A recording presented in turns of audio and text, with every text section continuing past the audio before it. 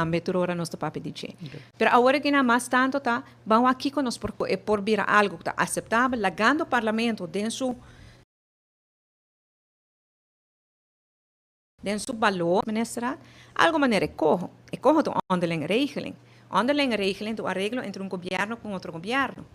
E não quita nada do parlamento, nós não bypass o parlamento, ela larga o parlamento de sua guarda, de seu valor, de sua autonomia, pero governo com governo não chega na colaboração com outro. É traje, não? Tem finalmente tem fecha específico com a tabisa Aruba after na verdade foi conversação público com a que para qualquer resolucionar para prometo outubro. Sim. Nos timeline tot está prometo juli para nós tá tem colaboração besaki, para nós não que chega ao setembro então não tem colaboração. Agora que não formalmente no papel, se nós fazemos uma oferta, nós damos oferta de lo que me bisabo diferente percentagem de interesse. Então a oferta não quer contesta prometo 1 de setembro, mas nós damos contesta prometo que nos timeline tá prometo esse. Thank you.